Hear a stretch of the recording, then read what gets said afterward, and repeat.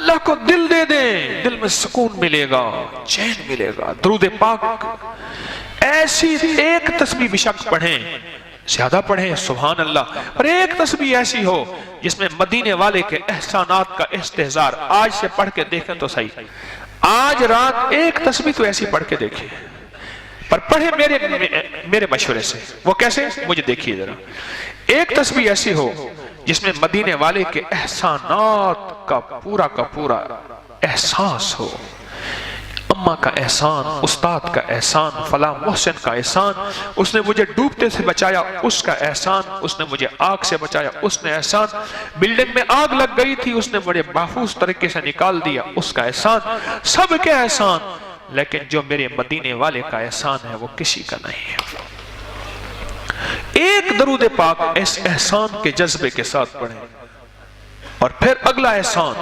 احسانات گناتے ہوئے ایک تسبیح پہ 2 منٹ کی جگہ 10 منٹ لگ جائیں، کوئی حرج نہیں، لیکن ایک ایسے احسانات چن کے اس انداز سے کریں اور احسان کا کمال دیکھیں، اس احسان کی تاثیر دیکھیں، اور اس درود پاک کے بعد پھر پرسکون نیند دیکھیں، زندگی کا چین دیکھیں، دل کی دنیا آباد دیکھیں، بیماریوں سے اپنے آپ کو نکلتا دیکھیں۔ رب کعبہ کی قسم، اس ایک درود کی تسبیح سے آپ کے قرضے، آپ کی مشکلیں، آپ کی پریشانیاں، آپ کے مسائل، آپ کی شادیاں، زندگی کے ناکامیاں سب ختم ہو جائیں گی۔ ہم بڑے وظیفے پڑھتے ہیں اور کہتے ہیں کہ شاید شادیوں کے مسئلے، قرضوں کے مسئلے، ہمارے مقدمات کے مسئلے حل ہو جائیں گے، ہمیں یقین نہیں ہے کہ درود پاک کے ذریعے سارے مسئلے حل ہو جاتے ہیں۔ درود پاک کے ذریعے میرے مدینے والا مل گیا تو بس رب مل گیا، جب رب مل گیا تو کائنات میں مجھے کسی کی پرواہ نہیں ہے۔ درود کے ذریعے، لیکن درود ایسا پڑھیں، ایک تسبیح پڑھ لیں پر ایسی پڑھیں جس ایک تسبیح کے اندر یہ کیفیت ہو، جس ایک تسبیح کے اندر یہ درد ہو، جس ایک تسبیح کے اندر یہ سوز اور ساز ہو، جس ایک تسبیح کے اندر یہ انداز اور کیفیات ہو۔ ایک تسبیح تو ایسی پڑھ لیا کریں، وقت نکال لیا کریں، ایک طرف ہو جیا کریں، دنیا کے مشغلوں سے ہٹ جایا کریں، اور یا اللہ دنیا میں ایسی جگہ کوئی کہیں ہوتی، اکیلے بیٹھے رہتے یاد تیری دل نشیں ہوتی۔ ایک تسبیح ایسی ہو، بس ایک تسبیح ایسی جس ایک تسبیح کے اندر یہ درد اور یہ کیفیت ہو، جس ایک تسبیح کے اندر یہ انداز ہو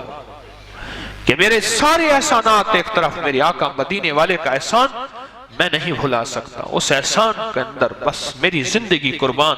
میرا تن، میرا من، میرا جیون، میری زندگی سب قربان ہو جائے۔ جیسے میں نے علامہ شبیر احمد عثمانی، جو ہمارے پاکستان کے بہت بڑے عظیم لیڈر، جنہوں نے سب سے پہلے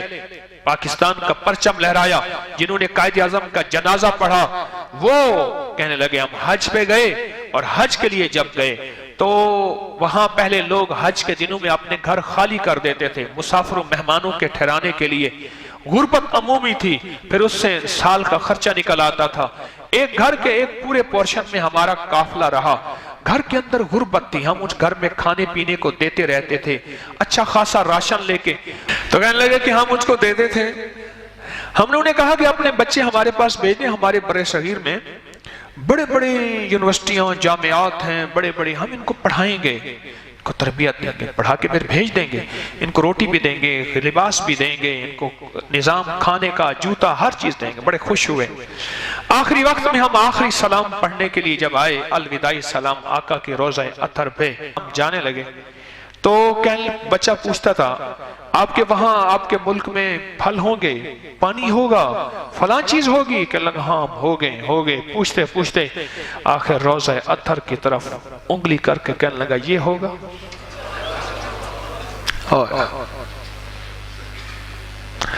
ہم ڈوب گئے، اس کو کیا جواب دیتے؟ کہا وہاں یہ نہیں ہوگا، کہا ہماری انگلی اس نے چھڑوا دی۔ مجھے غربت قبول ہے پر مدینے والے کا پڑوس اور جوار میں نہیں چھوڑ سکتا۔ وعبقری حسان